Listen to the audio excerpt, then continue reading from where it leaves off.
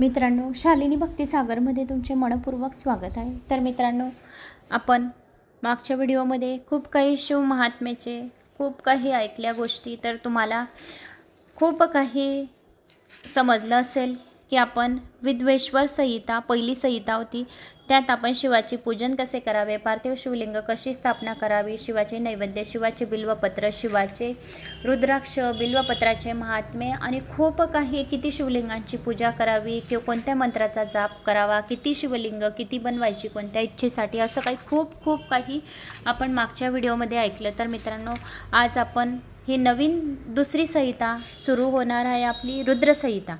तर आज आपण या शिव महापुराणाच्या कथामधून आज आपली दुसरी रुद्र संहिता आहे। त्यासाठी सर्वांनी चॅनलला सबस्क्राईब करा, लाईक करा, ऑलवर क्लिक करा, जास्तीत जास्त जणांना शेअर करा। घर बसल्या तुम्हाला मराठी ते शिव महापुराण ऐकायला भेटेल। 12 ज्योतिर्लिंग तीर्थाचे पुण्य करून घेत आहे। जो कोणी शिव महापुराण घर बसल्या ऐकत आहे त्याला 12 ज्योतिर्लिंग तीर्थाच्या पुण्य फळाची प्राप्ती होईल। आणि कमेंट्समध्ये तुम्ही कुठून कोणत्या गावाहून माझा हा व्हिडिओ ऐकत आहात तर कमेंट्समध्ये नक्की करा। आपल्या गावाचं नाव करा, नाहीतर काहीतरी ओम नमः शिवाय, जय श्री महाकाल, तुम्हाला जे आवडेल ते कमेंट्समध्ये नक्की करा, म्हणजे व्हिडिओ तुमच्यापर्यंत लवकर पोहोचेल। तर आता आपण शिव महापुराण यातली रुद्र संहिता सृष्टीखंड ऐकणार आहोत। श्री गणेशाय नमो नमः। जे विश्वाची उत्पत्ती, स्थित आणि लय इत्यादिकांचे एकमात्र कारण आहे। गिरिराज कुमारी उमेचे पती आहेत, तत्वज्ञ आहेत, ज्याच्या कीर्तीला अंतच नाही, जे मायेचा आश्रय घेऊनही मायेपासून अत्यंत दूर आहे, ज्यांचे स्वरूप अचिंतनीय आहे, जे विमल बोध स्वरूप भगवान शिवजींना मी नमस्कार करते। आणि ज्यांनी आपल्या मायेने सर्व विश्वांची निर्मिती केली आहे, जो या विश्वाला अंतर्भाव व्यापून आहेत, जे प्रकृतीचे पलीकडचे आहेत, अनादि आहेत, अत्यंत शांत आहेत, जो पुरुषोत्तम शिवजींना नित्य नमस्कार करतो तो शिवजींना अत्यंत प्रिय असतो। ज्याप्रमाणे लोखंड चुंबकाकडे आकर्षित होऊन त्याच्यापाशीच लटकत राहतात, त्याप्रमाणे हे सर्व विश्व ज्याच्या आसपास भ्रमण करते, जे अन्य कोणाचे साह्य घेतल्याशिवाय स्वतःमधूनच विश्व निर्माण करण्याची लीला करत आहेत, जे सर्वांचे अंतर्यामी स्थित आहे, ज्याचे स्वरूप अत्यंत गूढ आहे, त्या भगवान शिवजींना मी आदराने नमस्कार करतो। व्यास म्हणाले, जगतपिता भगवान शंकर, जगन्माता कल्याणमयी पार्वती माता आणि त्याचा पुत्र गणेश यांना वंदन करून मी रुद्रसंहिता वर्णन करीत आहे।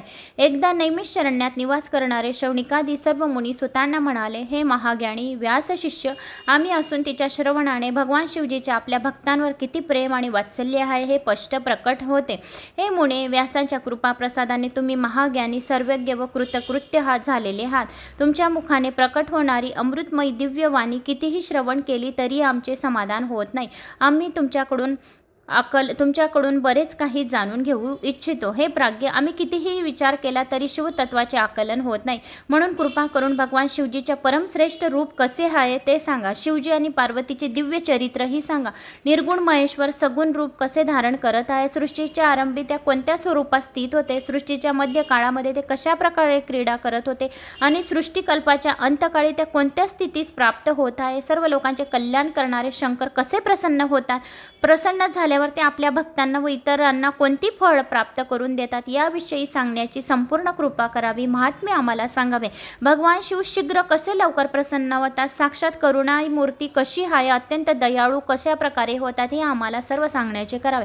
ते आपल्याला सर्व भक्तांना दुःखात व संकटात पाहू शकत नाही।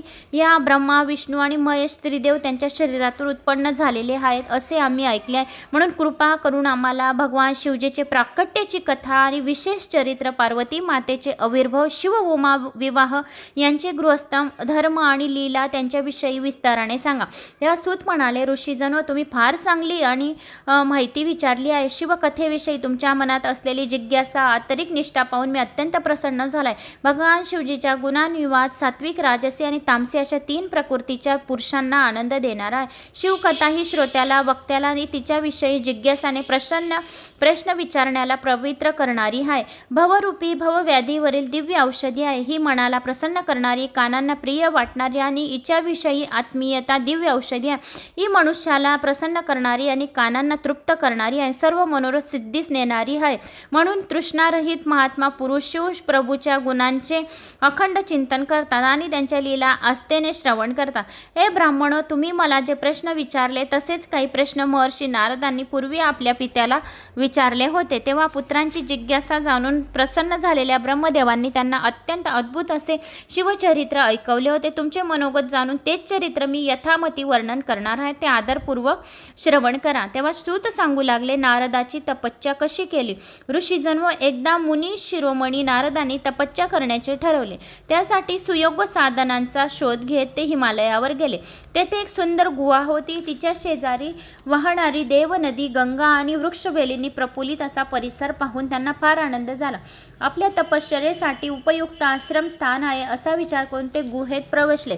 त्यांनी दृढतेने समाधी लावली आणि तपश्चर्येने मग्न झाले. अशी बरीच वर्ष लोटली गेली, पण त्यांची तप साधना पाहून देवराज इंद्र भीतीने व्याकुळ झाला. नारद आपले स्वर्गाचे राज्य तर हिरावून घेणार नाही अशी त्याला शंका वाटू लागली. काय करावे हेच सूचना. नारदाच्या तपश्चर्येसाठी विघ्न आणायचे ठरवून त्याने कामदेवाचे स्मरण केले. ते तत्काळ प्रकट झाले. इंद्र त्याला म्हणाला, मदना मित्र, तुझे माझ्यावर खूप प्रेम आहे. तू नेहमी मला माझं हितच करत असतो. तुझ्या मदतीची मी अनेकाच्या तपाचा गर्व उतरला आहे. तुझ्यामुळेच माझ्या राज्यात स्थिरता आहे. सध्या हिमालयातील एका गुहेत नारद मुनी शिवजीच्या उद्देशाने संयमपूर्वक तपस्या करत आहे. ते ब्रह्मदेवाकडून इंद्रपदाचे वरदान मागतील अशी माझी मनात चिंता उत्पन्न झाली आहे. म्हणून नंतर रडत बसण्यापेक्षा आधीच काहीतरी उपाय केलेला बरा असा विचार करून मी तुला पाचारण केले आहे. म्हणून तू तेथे जाऊन त्याचा तप भंग कर, नारदाचा तप भंग कर असे इंद्राने कोणाला सांगितले?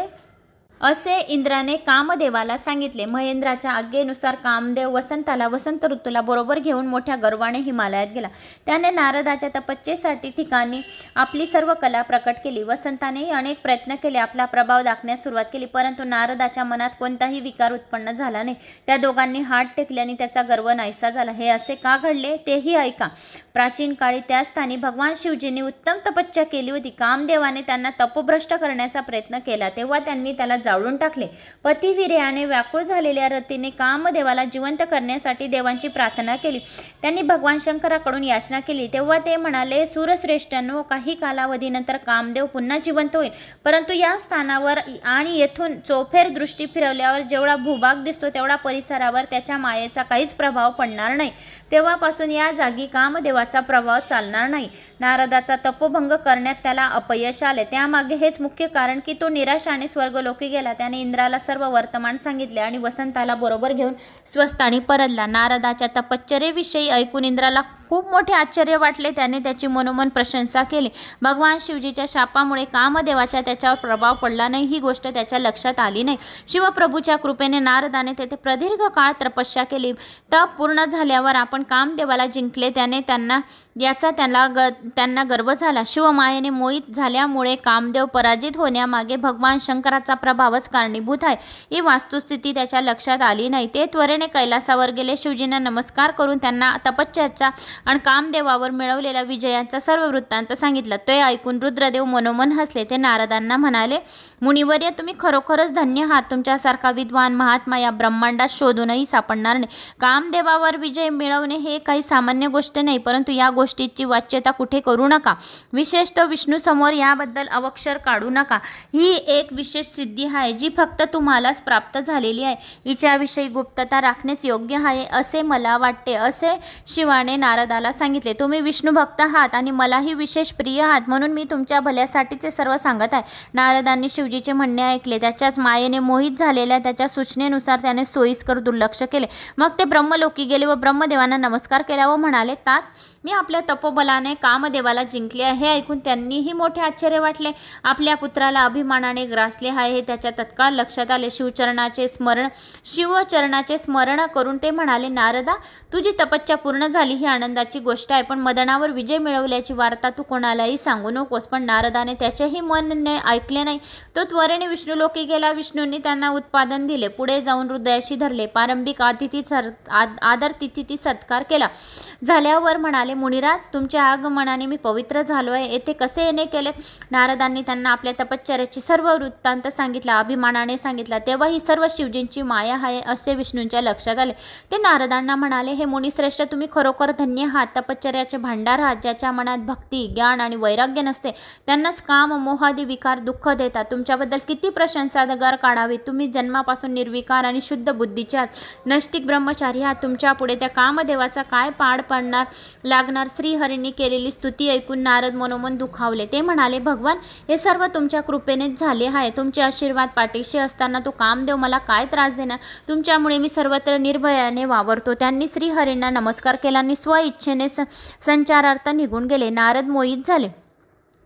ऋषी म्हणाले, सूतजी, तुम्हाला नमस्कार असो. नारदांनी विष्णू लोकातून गमन केल्यावर पुढे काय घडले ते सांगा. सूत म्हणाले, महर्षीनो, नारद गेल्यावर शिवजीच्या इच्छेनुसार महाविशारद श्रीहरीने तात्काळ आपली माया प्रकट केली. त्यांनी नारदाच्या मार्गात 100 योजने विस्तरणे वैकुंठाहून रमणीय, अत्यंत अद्भुत आणि मनोहर असे नगर निर्माण केले. ते नाना प्रकारच्या वस्तूंनी सुशोभित होते. तेथे 4 वर्णांचे लोक राहत होते. तेथे स्त्री पुरुषांना विहार करण्यासाठी बाग, बगीचे, उपवने, सरोवरे अशी अनेक स्थाने होती. तेथे शैल नदी नामक राजा राज्य करीत होता. तो सर्व ऐश्वर्याने संपन्न होता. त्याला एक सुंदर कन्या होती. त्याने तिचे स्वयंवर करण्याचे योजले होते. त्यासाठी नगरात मोठ्या उत्सवाचे आयोजन करण्यात आले होते. राजकन्येला वरण्याची अभिलाषा धरून देशोदेशीचे अनेक राजकुमार तेथे आले होते. त्यामुळे तेथे विलक्षण प्रसन्न वातावरण निर्माण झाले होते. त्या नगराची शोभा पाहून नारद मोहित झाले. ते कौतुकाने नगरात प्रवेशले आणि फिरत फिरत राजवाड्यात गेले. त्यांना पाहताच राजा शीलनिधी स्वागतासाठी धावत पुढे आला. त्याने साष्टांग प्रणिपात केला. रत्नजडित सिंहासनावर बसवून त्याचे प्रेमपूर्वक पूजन केले. त्याने आपल्या कन्येला बोलावून घेतले. तिने नारदांना नमस्कार केला. तिचे अद्भुत लावण्य पाहून नारद विस्मित झाले. त्यांनी राजाला पुन्हा विचारले की ही देवकन्येसारखी सुंदर कन्या कोण आहे. राजा म्हणाला, महर्षी, ही माझी कन्या आहे. हिचे नाव श्रीमती. ही उपवर असून हिचे लवकरच स्वयंवर करणार आहे. हिला चांगला वर मिळावा अशी माझी इच्छा आहे.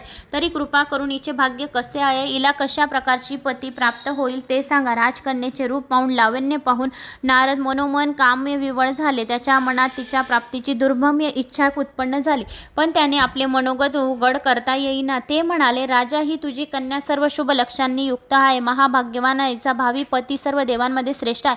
शिवसमान कामदेवाला जिंकणारा आहे. त्रैलोक्य विजयी, महावीर आणि वैभव संपन्न आहे. ते ऐकून राजाला धन्य धन्य वाटले. त्याचा निरोप घेऊन नारद मार्गस्थ झाला. पण शिवमायेने त्यांना इतके मोहित केले की काम वश होऊन ते एकसारखे राजकन्याचाच विचार करू लागले. राजकन्या श्रीमती फार देखणी आहे. मी तिला कसे प्राप्त करू. स्वयंवरासाठी इतके राजे आणि राजपुत्र आलेले आहेत. त्या सुंदर आणि वैभवशाली नरवीरांना सोडून मी मलाच वरमाला घाली. हे कसे शक्य आहे. पण स्वस्थ बसून चालणार नाही. काहीतरी युक्ती करायलाच हवी. स्त्रियांना बहुधा सुंदरताच फार प्रिय असते. माझे सौंदर्य पाहून ती प्रसन्नतेने माझ्या अधीन होऊ शकते यात शंका नाही. नारद त्वरेने विष्णू लोकी गेले आणि श्रीहरींना नमस्कार करून म्हणाले, भगवान, मला तुमच्याशी एकांतात काही बोलायचं आहे. याच्या इच्छेनुसार श्रीहरी एकांतात स्थानी गेले व म्हणाले, मुने, येथे कोणीही नाही. आता तुम्हाला जे काही बोलायचं असेल ते निसंकोचपणा. नारद म्हणाले, भगवान, शीलनिधी राजा धर्मानुगामी असून तुमचा भक्त आहे. त्याला श्रीमती नामक एक सुंदर कन्या आहे. तिचे डोळे कमळासारखे आहे. तिची तोडची सुंदर कन्या आहे. मी त्रैलोक्यात पाहिली नाही. माझी पत्नी व्हावी अशी माझी इच्छा आहे. नारद विष्णूला म्हणाले, राजाने तिच्या स्वयंवराची सिद्धता केली आहे. तिला वर मागण्यासाठी 4 दिशांहून 4 राजे राजपुत्र तेथे येत आहे. मी तुमचा निस्सीम भक्त आहे, सेवक आहे. तुमचे इतके सुंदर रूप माझ्याजवळ असल्याशिवाय मी माझ्या गळ्यात वरमाला घालेल का, असे नारदाने विष्णूला सांगितले. याची मला पूर्ण खात्री आहे. तर मला सुंदर रूप असे प्राप्त करून द्या. तेव्हा नारद विष्णूला म्हणत होते, म्हणून मी येथे आलोय की मला सुंदरता प्राप्त व्हावी आणि ती मुलगी माझ्या गळ्यातच वरमाळा घालावी. तुम्ही मला तुमचे विष्णू रूप मला देऊन द्या, असे नारदाने विष्णूला आज्ञा केली. म्हणजे ती राजकन्या श्रीमती माझी पत्नी होईल आणि माझी विनंती ऐकेल, असे नारदाने विष्णूला सांगितले. नारदाचे म्हणणे ऐकून विष्णूंना फार हसू आले. तो हसू लागले. ते म्हणाले, मुने, माझे प्रिय भक्त आहात. तुम्ही माझे खूप प्रिय भक्त आहात. ज्याप्रमाणे निष्णात वैद्य व्याधी पीडिताला बरे करतो त्याप्रमाणे मी तुमचे हितच करीन. आता निशंकपणाने आपल्या इच्छित स्थानी जा. भगवान विष्णूंनी नारदांना आपल्यासारखे मनोहर स्वरूप आणि वानरासारखे मुख दिले. तर आता त्याला काही नारदाला माहिती नाही की माझे मुख वानरासारखे मुख दिले आहे. मी अंतर्धान पावले. नारदाचा आपल्या आराध्य देवतावर पूर्ण विश्वास, कारण की त्याला माहितीच नव्हते की आपण तिथे जात आहोत वर प्राप्तीसाठी आणि आपले मुख वानर मुख आहे म्हणून आपण इथे बसलेलो आहे. तर ती कन्या आपल्याच गळ्यात मार टाकेल, कारण की मला श्री विष्णूचे रूप प्राप्त झालेले आहेत, असे नारदाला वाटत होते. श्रीहरीच्यावर त्याचा पूर्ण विश्वास होता. श्रीहरीच्या कृपेने आपल्याला त्याच्यासारखेच रूप प्राप्त झाले असे त्याला वाटत होते. त्या समजुतीने त्याने आनंदात झाला. कृतज्ञ वाटले. मग भगवंताने आपल्या बाबतीत काय विचित्र लीला केली आहे हे त्याच्या लक्षात आले नाही. नारद विवाहाच्या उद्देशाने शीलनिधीने उभारलेल्या स्वयंवर मंडपात गेले. तेथील एका आसनावर स्थापन झाल्या. राजकन्या श्रीमती आपल्यालाच वरमाला घालेल अशी त्यांना खात्री वाटत होती आणि ते तेथे उपस्थित असलेल्या सर्वांनाच नारद यांच्या नेहमीच्या स्वरूपात दिसत होते. त्यामुळे कोणाच्याही मनात त्याच्या उपस्थितीबद्दल शंका आली नाही. तेथे 2 रुद्रगण ब्राह्मण वेशात आले होते. नारदाचे रूप परिवर्तन झालेले हे त्याच्या लक्षात आले. ते नारदाजवळ येऊन बसले आणि एकमेकाशी वार्तालाप करत त्यांची थट्टा करू लागले. त्यातील एक जण म्हणाला, नारदाची कमालच आहे. जगाला ब्रह्मचर्याचे महत्त्व सांगणारे हे मुनू कामलोलूप होऊन राजकन्याच्या अभिलाषेने येथे येऊन बसलेले आहेत आणि आपले स्वरूप विष्णूसारखे असले तरी मुख वानरासारखे भयंकर झालेले आहे. त्याच्या लक्षात कसे येत नाही आहे की आपले रूप वानरासारखे आहेत आणि आपण येथे वानरासारखे बसलेलो आहोत. त्याचे संभाषण नारदांना ऐकू येत होते. मग मनामध्ये राजकन्याच्या आगमनाची तीव्र उत्कंठा असल्यामुळे त्या दोघांच्या बोलण्याकडे हेतू पुरस्पर दुर्लक्ष केले. तिची येण्याची वाट पाहू लागले. काही वेळाने ती सुंदर राजकन्या आपल्या संख्येसमोर अंतपुरातून बाहेर आली. तिच्या हातात सोन्याची सुंदर वरमाला होती. आपल्याला अनुरूप असा वर शोधण्यासाठी ती मंडपातून हिंडू लागली. नारदापाशी येताच त्याने विष्णूसारखे शरीर आणि वानरासारखे मुख पाहून ती अत्यंत विचलित झाली. तोंड फिरवून पुढे निघून गेली. कोणी योग्य पुरुष दिसत नाही म्हणून ती निराश झाली होती. इतक्यात भगवान विष्णू राजासारखे वेशभूषा करून तेथे आले आणि ती फक्त राजकन्येलाच दिसले. त्याने पाहताच तिचे मुख प्रसन्नतेने फुलले आणि तिने त्याच्या गळ्यात वरमाला घातली. विष्णूच्या गळ्यात वरमाला घातली. तिला घेऊन ते तत्काळ अंतर्धान पावले. या घटनेने स्वयंवरासाठी आलेले सर्व राजे राजकुमार अतिशय निराश झाले. नारदाची अवस्था वेगवेगळी नव्हती. ही खिन्न मनाने बसून होते. तेव्हा विप्र रूपातील रुद्रगण त्यांना उद्देशून म्हणाले, हे मुने, तुम्ही असते कारण तुमचे शरीर जरी दिव्य दिसले तरी मुख मात्र वानरासारखे. हे ऐकून नारदांना धक्का बसला. त्यांनी आरशात पाहिले तर आपला चेहरा वानरासारखा आहे. हे पाहून रागावले. त्यांनी रुद्रगणांना शाप दिला, तुम्ही माझ्यासारख्या ब्राह्मणाची थट्टा केली आहे. या प्रमाबद्दल तुम्ही ब्राह्मण कुळात ज्या वेळेस जन्म घेणार त्यावेळेस राक्षस व्हाल. आणि ती शापवाणी ऐकून रुद्रगण उदास झाले. परंतु जे काही घडते ते शिव इच्छेने घडते असे विचार करून या दोघांनी शिवस्तुती केली. लोकी प्रस्थान कसे झाले हे ऐकणार आहोत. सूत म्हणाले, महर्षिण्यो, भगवान श्री हरी अंतर्धान पावल्यावर मुनिश्रेष्ठ नारद शिवलिंगाचे भक्तिपूर्वक दर्शन करत भूलोकी संचार करू लागले. त्यांनी अनेक शिवतीर्थांना भेटी दिल्या. तेथील भोग व मोक्षदायक अशा अनेक शिवलिंगाचे प्रेमाने दर्शन घेतले. जो कोणी भूलोकी सर्व शिवलिंगाचे दर्शन घेतो त्याच्या सर्व पापांचा नाश होतो आणि मनातल्या सर्व इच्छा पूर्ण होतात. त्याच्या घरात महालक्ष्मीचा वास असतो असे स्वतः नारदाने सांगितले. त्या समयी दिव्यदर्शी नारदांना पृथ्वीवर शुद्ध चित्ताने हिंडताना पाहून त्यांनी शाप दिलेले दोघे शिवगण त्यांच्या समोर गेले. त्यांनी त्यांचे पाय धरले व काकुडीने म्हणाले, हे ब्राह्मण, आम्ही शिवजेचे गण आहोत. राजकुमारी श्रीमतीच्या स्वयंवरामध्ये तुमचे चित्त मायेने मोहित झाले होते तेव्हा आम्ही तुमची थट्टा केली. हा आमच्याकडून मोठाच अपराध घडला. पण त्या प्रेमाबद्दल शिवजीच्या प्रेरणेने तुम्ही आम्हाला शाप दिला. त्यात तुमचा काही दोष नाही. त्या समयी गप्प राहणे हेच आमच्या हिताचे होते म्हणून आम्ही काहीही बोललो नाही. आता आम्ही तुम्हाला शरण आलो आहोत. आमच्यावर दया करा, आम्हाला शापमुक्त करा. त्यांची प्रार्थना ऐकून नारदांना पुन्हा पश्चाताप झाला. ते म्हणाले, हे रुद्रगणांनो, तुम्ही महादेवाचे गण आहात, सर्वांना आदरणीय आहात. त्यावेळी शिवजीच्या इच्छेनेच माझी बुद्धी भ्रष्ट झाली होती म्हणून मी मोहवश होऊन तुम्हाला शाप दिला होता. या अपराधाबद्दल तुम्हीच मला क्षमा करा अशी माझी विनंती आहे असे नारदाने त्या शिवगणांना सांगितले. माझे शाप वचन कधीही व्यर्थ ठरणार नाही. आता मी काय सांगतो ते लक्षपूर्वक ऐका. तुम्ही मुनीवर विश्रवाच्या वीर्यापासून जन्म घ्याल. कुंभकर्ण व रावण या नावाने सर्वत्र प्रसिद्ध व्हाल. कुंभकर्ण व रावण या नावाने खूप प्रसिद्ध व्हाल. राक्षसाचे अधिपती व्हाल. बलवान, वैभव संपन्न, परमप्रतापती, परम शिवभक्त आणि जितेंद्रिय व्हाल. तुम्ही त्रैलोकावर राज्य करणार. श्री विष्णू हे शिवप्रभूचे दुसरे स्वरूप आहेत. त्यांच्या हातून मृत्यू येऊन तुमचा उद्धार होईल. तुम्ही पुन्हा शिवलोकी जा. ते ऐकून शिवगणांना समाधान वाटले आणि नारदांना वंदन करून ते आपल्या स्थानी परतले. नारदांनाही आनंद झाला होता. ते अनन्य भावाने शिव ध्यान करीत मार्गक्रमण करू लागले. पृथ्वीवरील समस्त शिवतीर्थाचे दर्शन घेतल्यावर ते शिवजींना अत्यंत प्रिय असलेल्या काशी नगरीस गेले. तिच्या दर्शनाने त्यांना कृतकृत्य वाटले. त्यांनी विश्वनाथाचे दर्शन घेतले. त्यांची प्रेमभक्तीने पूजा केली. काशीतील वास्तव्य आणि विश्वनाथाचा सहवास यामुळे त्यांना परमानंद प्राप्त झाला. ते शिवभक्तीतच रममाण झाले. शिवा उपासनेने त्यांची बुद्धी शुद्ध झाली होती. अंतःकरण पवित्र झाला होता. त्यांच्या हृदयात भक्तीशिवाय अन्य कोणतीही भावना नव्हती. पुढे त्यांच्या मनात शिवतत्वाविषयी जाणून घेण्याची तीव्र उत्कंठा निर्माण झाली.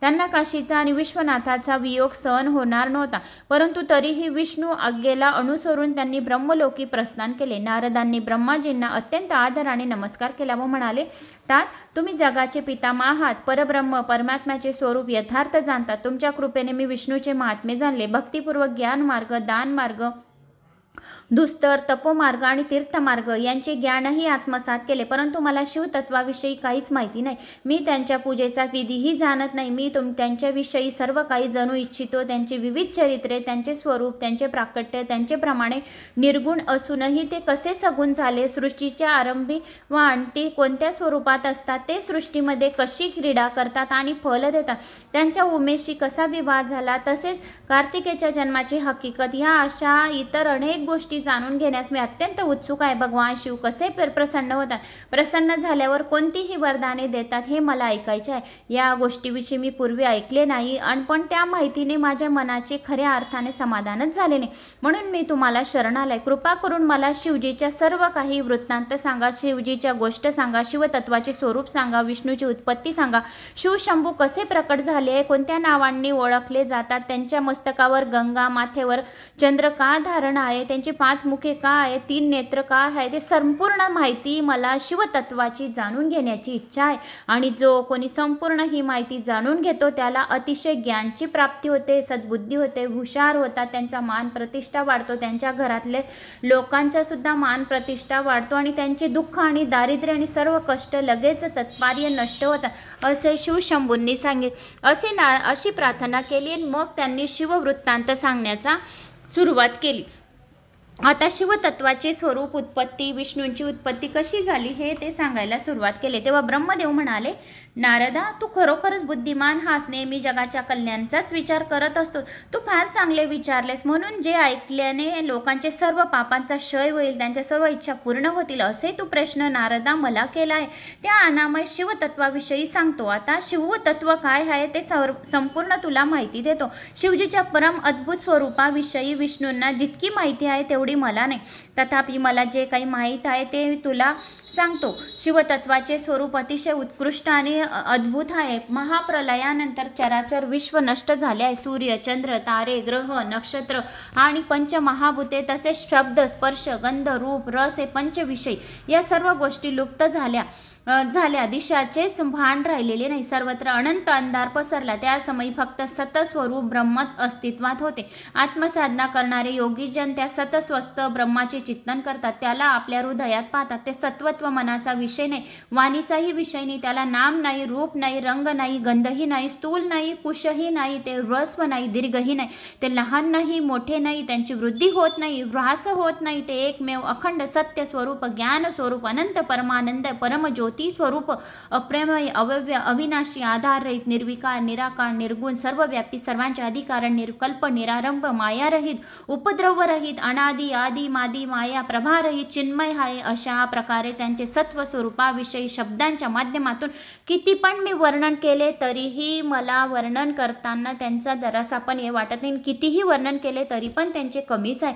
त्यांचे आकलन होत नाही. वर्णन किती पण केले तरी पण त्यांचे समापन होत नाही, असे ब्रह्मदेवाने नारदाला सांगितले. म्हणजे शिवतत्व हा ज्ञानाचा संपूर्ण विषय आहे.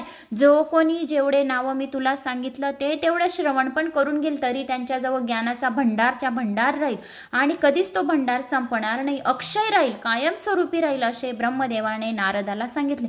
ज्याविषयी बोलताना वेदाची ही मती कुंठित झाली, त्या परब्रह्मात सृष्टी उत्पत्ती समयी मी एक आहे, मी अनेक व्हावे असे स्फुरण उत्पन्न झाले. त्या संकल्पाचा अनुसरून अमृत परमात्म्याने आपल्यालाच इच्छेने, आपल्याच लीलाशक्तीने आपलीच एक मूर्ती निर्माण केली.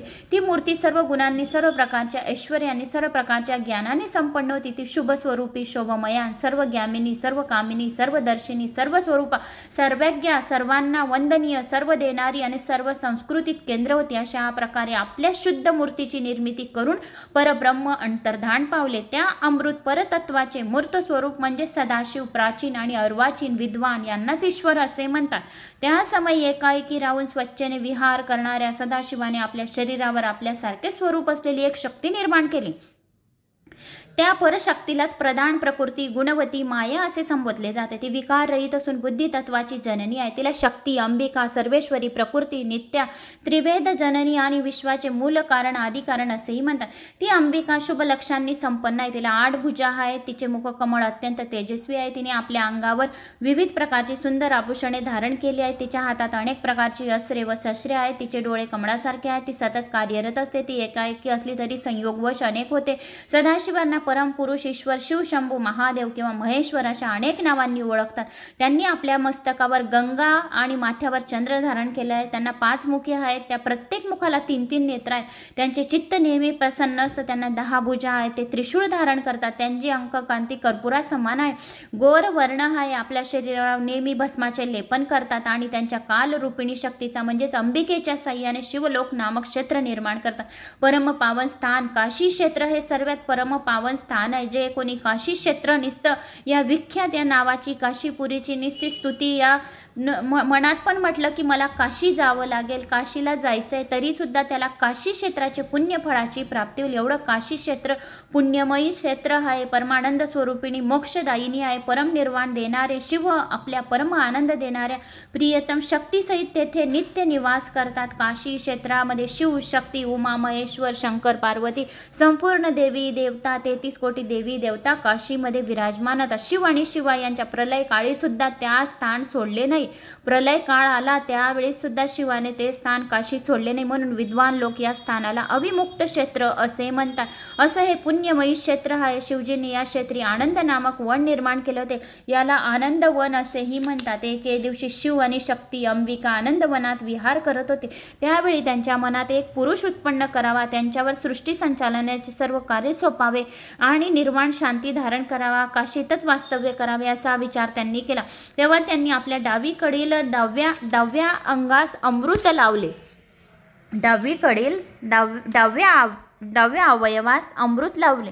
त्यातून एक पुरुष उत्पन्न झाला. तो अत्यंत सुंदर, शांत, सत्वगुणी, सागरासारखा गंभीर होता. त्याची अंगकांती इंद्रनील मण्यासारखी होती आणि श्याममल होती. त्यांचे संपूर्ण शरीर दिव्य प्रभेने झळकत होते. त्यांचे डोळे कमळासारखे होते. त्याने सुवर्ण समान तेजस्वी पितांबर उपवस्त्र धारण केले होते. अजंक्य तो असा वीर मोठ्या भुजकाळेने भुजेमुळे अतिशय प्रभावशाली दिसत होता.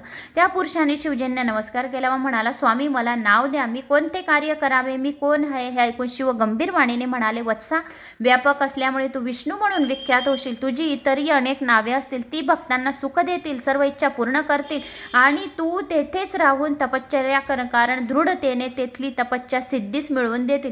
भगवान शिवजींनी आपल्या श्वास मार्गाने विष्णूंना वेदांचे ज्ञान दिले. श्रीहरींना त्यांना वंदन केल्याने त्यांच्या आज्ञेने त्यांच्या आज्ञेने तपश्चर्यात मग्न झाले. भगवान शिव, शक्ती, पार्षद गणासह तेथून अदृश्य झाले. विष्णूंनी 12,000 दिव्य वर्ष तपस्या केली, पण त्यांना कल्याणकारी शिवप्रभूचे दर्शन झाले नाही. काय करावे त्यांना मोठा प्रश्न पडला. तेव्हा तू पुन्हा तपस्या कर अशी शिवमानी कानी पडली आणि त्यांनी पुनश्च तीव्र तप केले. त्यांना ध्यानयोगाने ब्रह्म साक्षात्कार झाला आणि शिवतत्वाचे काही महान अद्भुत अतिशय प्रसन्न झाले, ज्ञान प्राप्त झाले आणि त्या समयी तपश्चर्याच्या परिश्रमामुळे त्यांच्या अंगातून घामाच्या धारा वाहू लागल्या. ही सुद्धा शिवाचीच माया. त्या धारांनी शून्य अवकाश व्यापून टाकले. सर्व जलमय होऊन गेले. ते ब्रह्मरूप जल आपल्या स्पर्शाने सर्व पापांचा नाश करणारे होते. थकलेल्या विष्णूने त्या जलातच प्रदीर्घ काळ शयन केले. त्यामुळे ते शांत झाले. नार म्हणजे जल, त्यात शयन केल्याने त्यांना नारायण हे नाम प्राप्त झाले. त्यावेळेस परमपुरुष नारायण शिवाय कोणतीही प्राकृती वस्तू नव्हती. कालांतराने त्याच महात्म्यापासून सर्व तत्वे उत्पन्न झाली. प्रथम प्रकृतीपासून महातत्व प्रकट झाले. त्यापासून 3 गुण आणि त्रिविध अहंकार उत्पन्न झाले. अहंकारापासून पंचतत्व मात्रा, स्पर्श, रूप, रस व गंध, शब्द या तन्मात्रापासून पंचमहाभूते निर्माण झाली. त्यापासून ज्ञानेंद्रिय, कर्मेंद्रिय यांची उत्पत्ती झाली. तत्वामध्ये पुरुषाला सोडून बाकीची सर्व तत्वे प्रकृतीतून प्रकट झाली आहे. त्यामुळे ती जड आहे. त्यांची संख्या 24 आहे. अशा एकाकार झालेल्या 24 तत्वांना ग्रहण करून परमपुरुष नारायण शिवजीच्या इच्छेने ब्रह्मरूप जलात निद्राधीन झाले होते. ब्रह्मा विष्णूमध्ये विवाद. ब्रह्मदेव नारदांना म्हणाले, हे देवर्षी, श्री हरिविष्णू अथांग जलाशयात शयन करत होते तेव्हा शिवजींच्या इच्छेने त्यांच्या नाभीतून एक मोठे कमळ उत्पन्न झाले. त्याला एक लांब देठ होते, त्याचा अंतच लागत नव्हता. त्याची कांती कणेर पुष्पासमान पिवळी होती. त्यांचा विस्तार अनेक उंची होता. अनंत योजने केली होती. कोट्यावधी सूर्याच्या एकत्रित दीप्तिमान दैत्यपान अत्यंत अद्भुत, परमणीय, रमणीय, सुंदर असे देखणे होते. आणि परमेश्वर शिवजींना पूर्वीप्रमाणेच प्रयत्न करून मला त्यांच्या उजव्या अंगातून प्रकट केले आहे. विष्णू ब्रह्मदेवांना म्हणाले की मला शिवजींनी त्यांच्या उजव्या अंगापासून प्रकट केले. मला विष्णूच्या नाभी कमळात ठेवले. मग स्वमायाने मोहित करून मी जणू कमळातूनच उत्पन्न झालो असे भासावले. मला 4 मुखे होती. माझी अंगकांती लाल होती आणि माझ्या मस्तकावर त्रिपुंड तिलक धारण केलेला होता. केव्हा आपण शिवपुराण श्रवण जर करत असणार तर त्रिपुंडी भस्म अवश्य धारण करावे.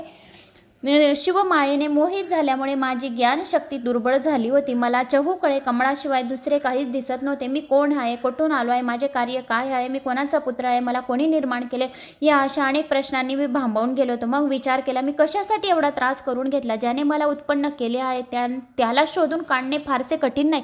त्या कमळाचा देठ खाली पाण्यात गेलेला होता. त्याच्या आधारे उगमस्थानी जावे आणि मला उत्पन्न केले तो पुरुष तेथेच असला पाहिजे. निश्चय पक्का होताच. मी कमळावरून खाली उतरलो. त्याचे देठ पकडून खाली जाऊ लागलो. मी 100 वर्षे उतरतच होतो, पण मला त्या देठाचा उगमच सापडला नाही. मी कंटाळलो. संशयग्रस्त होऊन कमळात जाण्यासाठी देठावरून वर चढू लागलो. पण काय आश्चर्य, मला ते कमळही दिसले नाही. काय करावे, मला मोठा संभ्रम पडला. व त्या समयी आकाशवाणी झाली, तपस्या कर. तेव्हा मी जन्मदाताच्या दर्शनासाठी 12 वर्ष घोर तप केले. त्यामुळे प्रसन्न झालेले भगवान विष्णू माझ्यावर अनुग्रह करण्यासाठी प्रकट झाले. त्यांची डोळे कमळासारखे मनोहर होती. अंगकांती सजल मेघासमान होती. श्यामवर्ण होती. त्यांनी आपल्या 4 हातांमध्ये अनुक्रमे शंख, चक्र, गदा, पद्य धारण केले होते. झळकणारा सुंदर पितांबर परिधान केला होता. त्यांच्या मस्तकावर दिव्य मुकुट आणि अंगावर मूल्यवान आभूषणे होती. त्यांचे मुखकमल अतिशय प्रसन्न होते. कोट्यावधी मदनांनी लज्जित व्हावे असे त्यांचे मनोहर रूप होते. त्यांच्या सावळ्या अंगप्रभेने सारा आसमत उजळून निघाला होता. त्या महाभायू नारायणांना पाहून मला मोठे आश्चर्य वाटले आणि आनंदही झाला. मी त्यांना प्रथमच पाहत होतो. त्यांना स्पर्श करावा असेही मला मनोमन वाटत होते. म्हणून आपण कोण आहात असे विचार करून मी त्यांना हात लावला. तेव्हा ते प्रेमपूर्वक हसून म्हणाले, वत्सा, तुझे स्वागत असो. आता निर्भय राहा. मी तुझ्या सर्व कामना पूर्ण करीन. त्यांचे बोलणे ऐकून रजोगुणामुळे माझ्या मनात वैरभाव उत्पन्न झाला. मी त्यांना म्हणालो, विश्वाच्या सहारानंतर मी तुमच्या दृष्टीस पडलो, म्हणून तुम्ही मला तुमचा शिष्य समजलात की काय. मी स्वयंभू आहे, विश्वाचा आत्मा आहे, सर्व जगाचा कर्ता आहे. मी पिता आहे. वेदांनी मला परमनेष्ठी श्रेष्ठ म्हणून गौरवले. असे असताना तुम्ही मला वत्सा असे का म्हणलात.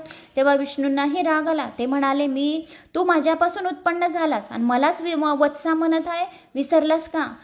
हा तुझा अपराध नाही. माझ्या मायेने मोहित झाल्यामुळे तू अशी वाचळता करत आहे. मी परब्रह्म आहे, परतत्व आहे, महाभाय नारायण आहे, सर्व देवांचा ईश्वर आहे, विश्वाचा निर्माता, पालन करता, संहार करता, व्यक्त अव्यक्त विश्व ही सर्वीच माझी लीला आहे. मीच बुद्धी निर्माण केली. तिच्यातूनच त्रिविध अहंकार, पंचतत्त्मा, पंचमहाभूते आदी क्रमाने भौतिक सृष्टी उत्पन्न केले. तू माझ्या नाभी कमळातून प्रकट झालेला आहेस, विसरू नकोस असे विष्णूने ब्रह्मदेवाला म्हणाले. तू मला शरण आहे. तू मला वत्सा म्हणू नको. मी तुझे सर्व दुःख संकटात रक्षण करीन. विष्णूचे बोलणे ऐकून मला राहावेना. मी तत्काळ प्रत्युत्तर दिले, व्यर्थ वल्गना करू नको. तू मला शरण आहे असे सांगणारे तुम्ही कोण. मी स्वतःला परब्रह्म समजता तुमचा भ्रम आहे. तुम्ही ईश्वर सुद्धा नाही, कारण तुम्हालाही उत्पन्न करणारा कोणीतरी आहे. अशा प्रकारे दोघांमध्ये वादविवाद शब्दानं शब्द वाढत गेले. शिवमायेने मोहित होऊन आम्ही श्रेष्ठ वावरूतून वाद घालू लागले. तो वाद विकोपाला जाऊन आम्ही एकमेकांवर धावून गेलो. त्या विष्णूंशी दारुण युद्ध केले. त्या प्रसंगी आम्हा दोघांमध्ये एक विराट ज्योतिर्मय लिंग प्रकट झाली आणि अत्यंत दैत्यपान उपमारहित सहस्र प्रलय अग्निसमान दगदगणारा अग्निस्तंभ पाहून आम्ही अक्षरशः थक्क होऊन गेलो.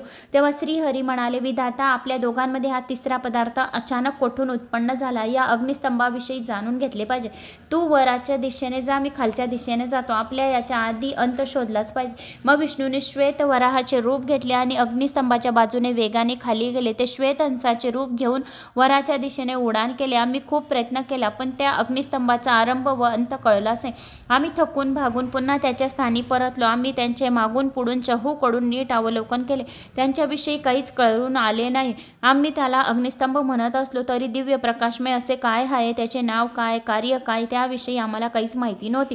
ते सर्व जाणून घेण्यास आम्ही अतिशय उत्सुक होतो. आमचा अहंकार नाहीसा झाला होता. आम्ही दोघांनी हात जोडले व मनपूर्वक प्रार्थना करू लागले. हे दिव्य ज्योती स्वरूप, हे महाप्रभू, आम्ही तुमचे स्वरूप जाणत नाही. तुमचे नाव काय, कार्य कोणते, तुम्ही कोण आहात हेही आम्हाला ज्ञात नाही. तरीही तुम्ही कोणीतरी श्रेष्ठ आहात या भावनेने आम्ही तुम्हाला नमस्कार करतो. कृपा करून आम्हाला प्रत्यक्ष दर्शन द्या व कृतार्थ करा. तेव्हा ब्रह्मदेव आणि विष्णू यांना शिवजींचे दर्शन झाले. ब्रह्मदेव नारदांना म्हणाले, हे मुनिश्रेष्ठ, मी आणि विष्णू अग्निस्तंभाच्या रूपात प्रकट झालेल्या परमेश्वराच्या प्रत्यक्ष दर्शनासाठी अत्यंत उत्सुक होतो. त्यापाशी उभे राहून आम्ही सतत प्रार्थना करत होतो. अशी 100 वर्षे लोटली आणि 100 वर्ष तपश्चर्या केली. तेव्हा भगवान शंकर, दीनदुबळ्याचे प्रतिपालक, अहंकारी लोकांचा गर्वहरण करणारे, सर्वांवर अतिसत्ता असलेले अविनाशी प्रभू आहेत, त्यांना आमची दया आली. ते आमच्यावर प्रसन्न झाले. त्या समयी अग्निस्तंभातून अर्थात त्या दिव्य ज्योतिर्मय लिंगातून ओम ओम असा शब्दरूप नाद प्रकट झाला. तो स्पष्टपणे ऐकू येत होता. प्रथम तो प्रणव कोठून उत्पन्न होत आहे हा मला कळत नाही. काय करावे, हा काय प्रकार आहे, असा विचार करत आम्ही दोघी आवाजाचा कानोसा घेत होते. तेवढ्यात श्रीहरी विष्णूंनी त्या लिंगाच्या उजव्या बाजूला सनातन आदी वर्ण अ आकाराच्या डाव्या बाजूला, उ आकाराच्या मध्यभागीला आणि म आकाराचे दर्शन झाले. त्या अक्षर मात्रातूनच ओम ओम असा नाद प्रकट होत आहे हे त्याच्या लक्षात आले. त्यांनी पुन्हा पुन्हा निरखून पाहिले. त्या अक्षरातील अकार सूर्य समान तेजोमय होता, उकार अग्नी समान दैत्यपान होता आणि मकार चंद्र समान उज्ज्वल व प्रकाशमान होता. मग त्यांनी सहजच वर पाहिले. तेव्हा त्यांना शुद्ध स्फटिक मन्या समान निर्मळ प्रभेने युक्त, तुर्यातीत, अमल, निष्कल, द्वंद्वरहित, निरुपर, द्रवी, आदित्व, शून्यमय, आदी, मध्य, अंतरहित, अंतर्बाह्य, व्याप्त, आनंदाचे आदिकरण आणि सर्वांना आधारभूत असलेल्या सत्य अमृत स्वरूप अशा परब्रह्माचा साक्षात्कार केला. त्यावेळी श्रीहरीच्या मनात पुन्हा एकदा हा अग्निस्तंभ येथे कोठून प्रकट झाला असे आले हे जाणून घेण्याची त्यांना उत्कंठा निर्माण झाली. त्यांनी विश्वात्मक शिवजीचे चिंतन केले. पुन्हा एकदा खाली जाऊन शोध घेण्याचे ठरवले. तेव्हा एक ऋषी आले. ते म्हणाले, हे विष्णू, शब्द ब्रह्मामय शरीर असलेले परब्रह्मस्वरूप महादेवच परम दिव्य लिंगाच्या स्वरूपात येथे साक्षात प्रकट झालेले आहे. मन आणि वाणी याच्या पलीकडेच आहेत. अचिंतनीय आहे. प्रणव हा एकाक्षर मंत्र परब्रह्मवाचक आहे. तोच परात्पर परमात्म्याचे व्यक्त स्वरूप आहे. त्याला आकारातून जगाचे बीज स्वरूप अशा भगवान ब्रह्मदेवाचा बोध होतो. आकारातून परम कारण रूप श्रीहरीचा बोध होतो. मकरातून नील लोहित अंगकांती असलेल्या भगवान शिवजीचा बोध होतो.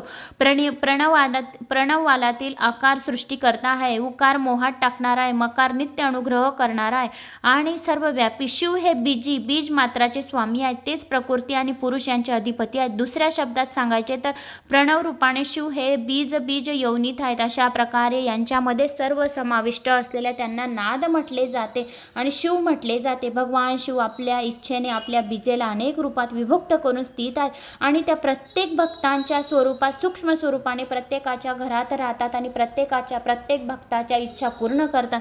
असे शिव साक्षात आहेत आणि लिंगांपासून आकार रूप बीज प्रकट झालेले आहे. ते उकार रूप योनीत पडून त्यांचे एक अंड झाले. ते चहूकडून विकसित होऊ लागले. त्यांचे काही विशेष लक्षणं दिसत नव्हते. सुवर्णमय दिव्य अंड हजारो वर्ष पाण्यातच पडून होते.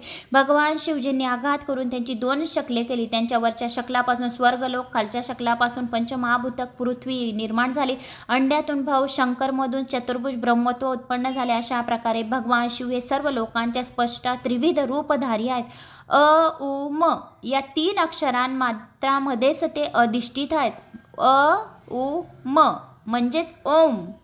ओम यामध्येच जो कोणी ओम हा शब्द बोलतो तर त्या अक्षरामध्ये ते साक्षात प्रकट होऊन भक्तांच्या इच्छा पूर्ण करतात.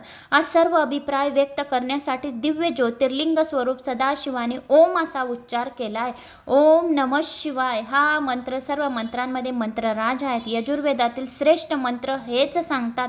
जो कोणी ओम नमः शिवाय ज्या घरामध्ये या मंत्राचा पठण होतो, कीर्तन होतो, श्रवण होतो, त्याच्या सर्व पापे जळून भस्म होतात आणि त्या भक्तांच्या सर्व इच्छा कामना पूर्ण होतात, त्या भक्तांवर कधीच संकट पण येत नाही असे स्वतः सांगितले ब्रह्मदेवाने. त्या महान ऋषीकडून देवेश्वर शिवजीविषयी ऐकून श्रीहरीचे हृदय भक्तिभावाने भरून आले. त्यांना अजून काहीतरी स्तुती ऐकायची इच्छा निर्माण झाली. त्यांनी महेश्वराची यथासंभव स्तुती केली. त्या समय मी भगवान विष्णूने एक अद्भुत सुंदर रूप पाहिले. ते परमेश्वर अर्थात भगवान महादेव होते. त्यांच्या दिव्य स्वरूपाचे काय वर्णन करावे. त्यांना 5 मुखे, 10 हात होती, अंगकांती कापरासारखी होती, गोर वर्ण होती. त्यांनी विविध प्रकारचे अनेक आभूषणे धारण केली होती. अतिशय तेजस्वी होती, परम उदार, महापराक्रमी, महापुरुषाच्या सर्व लक्षणांनी संपन्न होते. अशा उत्कृष्ट स्वरूपाचे दर्शन करून मी श्रीहरी अगदी कृतार्थ झाले. त्यानंतर भगवान महेशांनी अत्यंत प्रसन्न होऊन आपले शब्दमय दिव्य स्वरूप प्रकट केले. त्यांच्या अव्याच आणि व्यंजने समावली. अकार हे त्यांचे मस्तक, आकार हे ललाट, आणि ई म्हणजे त्यांचा इकार म्हणजे उजवा डोळा आणि दुसरा इकार डोळा, ई म्हणजे दुसरा उकार डोळा, आणि उ म्हणजे उजवा कान, आणि उ म्हणजे डावा कान, रुक म्हणजे कार उजवा गाल, आणि रुक कार डावा काल, लू म्हणजे दोन्ही नाकपुड्या, आणि ए म्हणजे वरचा होठ, आणि एम कार म्हणजे खालचा होठ, ओ म्हणजे ओंकार वरचा दंतपंक्ती, आणि औ म्हणजे औकारच्या खालच्या दंतपंक्ती, आणि आहा या 2 टाळू, क ख ग ड ही 5 अक्षरे त्यांच्या उजवीकडील 5 हातात, आणि च छ झ ही 5 अक्षरे डावीकडील 5 हातात, आणि ट ठ ड न ही 5 अक्षरे त्यांच्या उजव्या चरणमध्ये, त थ द न ही 5 अक्षरे त्यांच्या डाव्या चरणमध्ये, आणि प म्हणजे पोट, तर हे पोट त्यांच्या उजवीकडील पार्श्वभागात, ब म्हणजे डावीकडील पार्श्वभागात, भ म्हणजे त्यांचा खांदा, म म्हणजे कार, आणि हृदय या य कारापासून, स म्हणजे कार्या 7 अक्षरे हे सप्तधातू, ह नाभी श याप्रमाणे शब्द ब्रह्मस्वरूपी शरीरधारी महेश्वरांना त्यांच्या समेत असलेल्या भगवती उमादेवीला पाहून मी श्रीहरी धन्य झाले. असे हे जे अक्षर जो कोणी ऐकतो, तर जो कोणी श्रवण करतो, त्यांच्या पिढीन पिढी त्यांचे वंशज खूप धनधान्य कमवतात, कधीच दारिद्र्य नाही राहत असे सांगितले विष्णू भगवानांनी. आणि आम्ही त्यांना नमस्कार केला आणि पुन्हा वर पाहिले तेव्हा 5 कलांयुक्त 38 अक्षरांनी शुद्ध स्फटिकमय मन्यासमार स्वच्छ सुंदर ओंकारजनित मंत्राचा साक्षात्कार झाला. आणि त्यानंतर सर्वश्रेष्ठ मंत्र रूप असे ओम तत्वमसी हे महावाक्य दृष्टीच पडलं. मग चतुर्विधी पुरुषार्थ साध्य करून देणाऱ्या बुद्धिस्वरूप गायत्री मंत्रात दृष्टी पडला. त्यानंतर त्यांना अनुक्रमे मृत्युंजय मंत्र, पंचाक्षरी मंत्र, दक्षिणामूर्ती मंत्र, चिंतामणी मंत्र, दृष्टीगोचर मंत्र, 5 मंत्रांनी नीट लक्ष देऊन भगवान श्रीहरी त्यांचा जप करू लागले. असे हे त्यानंतर रुक यजु साम वेदत्रयी त्यांचे स्वरूप आहे, जे ईश्वराचे ईश्वर अर्थात ईशान्य आहे, असे ज्यांचे अंतकरण सौम्य आहे, जे सर्वांना प्रिय आहे, ज्यांचे चरण अतिशय सुंदर आहे, जे पुराण पुरुष आहेत, त्यांचे देवांचे देव आहेत, आपल्या अंगावर सर्वरूपी आभूषणे धारण करतात, त्यांचे पाय आणि त्यांचे सर्वत्र नेत्र माझे भायाचे अधिपती आहेत, जे उत्पत्ती स्थिती संहार करते आहेत आणि जसे परम कल्याणकारक आहेत. त्या वरदायक साम शिवाची आणि श्रीहरीची प्रेमपूर्वक स्तुती केली तर जो कोणी हर साम सदाशिवाची, विष्णूची आणि ब्रह्मदेवाची जो कोणी स्तुती ऐकतो त्याचे सर्व इच्छा लवकरात लवकर पूर्ण होतात, त्यांना शिवलोकापाशी जागा भेटते असे स्वतः शिवशंभूने सांगितलेले आहेत. आता शिवतत्व वर्णन, शिवाचे तत्वाचे वर्णन इथे वर्णन केलं आहे. महिमा ब्रह्मदेव नारदांना म्हणाले, हे मुनिश्रेष्ठा, मी विष्णूंनी केलेली स्तुती ऐकून करुणानिधी भगवान शिव अतिशय प्रसन्न झाले. त्यांनी आपल्या अक्षर ब्रह्ममय दिव्य स्वरूप आवरून घेतले आणि आमच्या सम्मुख सगुण साकार रूपात पुन्हा प्रकट झाले. त्यांच्या समेत भगवती उमा ही उपस्थित होती. 5 मुखे, 15 नेत्र, मस्तकी जटा, त्यावर चंद्रकोळ, भाळी त्रिपुंड, नीलवर्ण कंठ, 10 भुजा, सर्वांनी भस्म चर्चले, त्रिविध आभूषांनी शोभामयान होते. सर्व अंगावर आदिनाथा, सर्वांग सुंदर आदिशक्ती उमेसहित पाहून त्यांच्या डोळ्याचे पारणे फिटले. त्या दोघांचे एकत्रित दर्शन मनाला मोहित करणार हे आनंददायक आहे. त्यांना पाहून आमचे हृदय भावभक्तीने भरून आले. आम्ही हात जोडले आणि मयूर वचनांची त्यांची स्तुती करू लागले.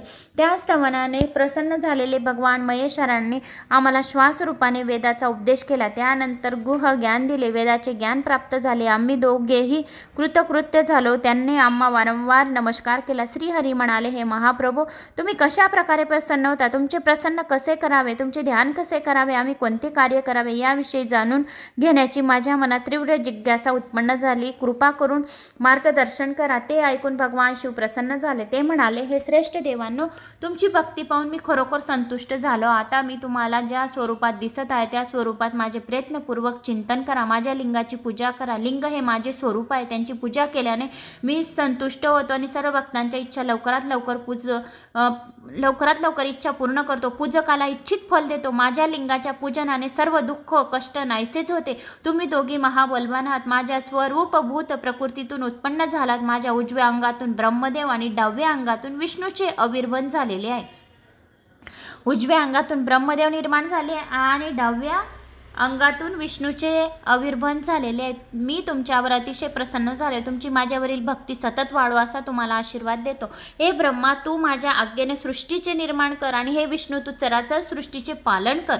ब्रह्मा सृष्टीचे उत्पन्न करेल माझ्या आज्ञेने आणि विष्णू भगवान तू पालन कर सृष्टीचे असे. त्यानंतर भगवान शंकरांनी आम्हाला त्यांच्या पूजनाचा सर्व विधी नीट समजावून सांगितला. तो श्रवण करून श्रीहरी म्हणाले, प्रभू, माझे आणि ब्रह्माचे भांडण झाले. हे एका अर्थाने चांगलेच घडले, कारण त्यामुळेच आम्हाला तुमच्या दर्शनाचा अनुग्रहाचा लाभ झाला आणि तुम्ही आमच्यावर प्रसन्न आहात. म्हणून आम्ही विनंत्रापूर्वक एवढीच विनंती करतो की आम्ही दोघांची तुमच्या चरणी अविचल भक्ती राहावो. त्याचप्रमाणे तुम्ही निज लीलेने अवतार घेऊन आम्हाला वेळोवेळी सहाय्य करो. ब्रह्मदेव म्हणाले, नारदा, श्रीहरीची विनंती प्रार्थना ऐकून भगवान शिव फार प्रसन्न झाले. ते म्हणाले, हे विष्णू, मी सगुण आहे, तसा निर्गुण पण आहे. सच्चिदानंद स्वरूप परमात्मा आहे. मी निर्विकार आहे, परब्रह्म आहे आणि मीच सृष्टीची निर्मिती आणि तिचे पालन पोषण, तिचा संहार करणारा मीच आहे. मीच ब्रह्मा, विष्णू, रुद्र ही तिन्ही स्वरूपे धारण करणारे माझेच रूपे आहेत. अशा प्रकारे विभिन्न नाम रूपे धारण करून मीही निष्कल करतो. जो शिवाची पूजा करतो तरी पण मलाच प्राप्त होते. जो विष्णूची पूजा करतो तरी मलाच प्राप्त होते. जो ब्रह्मदेवाची पूजा करतो मलाच प्राप्त होते. म्हणून शिव विष्णू एकच आहे.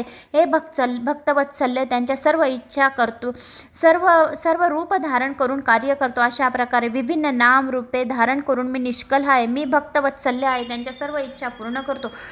तू मला जी प्रार्थना केलीस मी ती अवश्य पूर्ण करीन. हे ब्रह्मा, माझ्यासारखे परम उत्कृष्ट पुरुष तुझ्या अंगातून प्रकट झाले होते. रुद्र नावाने ओळखला जाईल. माझ्या अंशाने प्रकट झालेला रुद्र माझ्या इतका सामर्थ्यवान असेल.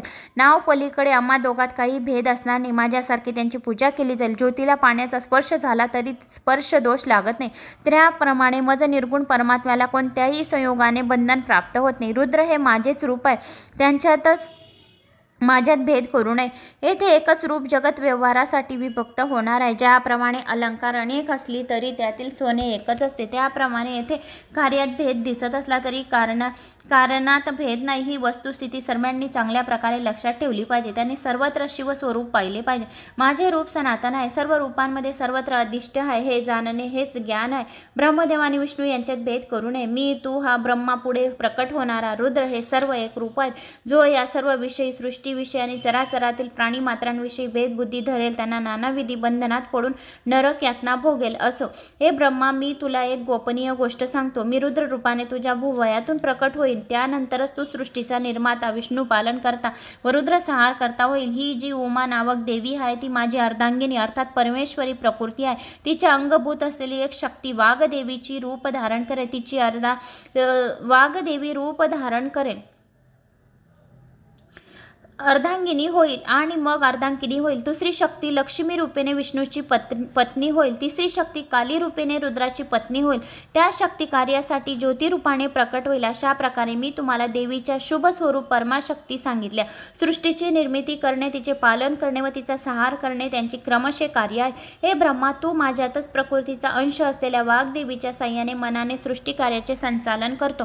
तुम्ही प्रजा उत्पन्न करतात, संचालन करतो. हे विष्णू, तू लक्ष्मीच्या साह्याने सृष्टी पालन कर. मी रुद्र रूपाने कालीच्या साह्य घेऊन संहार करायचे कार्य करेन. तुम्ही प्रजा उत्पन्न करा, लोकांसाठी चतुर्विध आश्रम व्यवस्था प्रस्थापित करा, कार्याची वर्गवारी करून चतुर्विध वर्ण व्यवस्था निर्माण करा, लोकनिर्मिती लोकरक्षण याविषयी इतरही अनेक विधायक कार्य करा. तुम्ही ज्ञान विज्ञानाने संपन्न आहात म्हणून लोकांचे हित करणारे व्हा. माझ्या आज्ञेने लोकांना मोक्ष देणारे व्हा. माझ्या दर्शनाने जे पुण्यफल लाभते तेवढेच पुण्यफल तुमच्या दर्शनाने जो विष्णूचे बी दर्शन घेईल तितकेच पुण्यफळ लाभेल असे लोकांना प्राप्त होईल. हे माझे सत्य वचन आहे.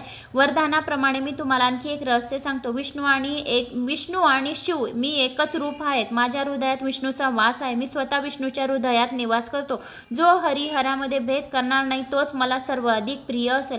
मी त्यांचे परम कल्याण करेन. हे ब्रह्मा तू माझ्या उजव्या अंगातून उत्पन्न झाला आहेस. हा विष्णू माझ्या डाव्या अंगातून उत्पन्न झाला आहे आणि महाप्रलयकारी विश्वात्मा रुद्र माझ्या हृदयात उत्पन्न होईल.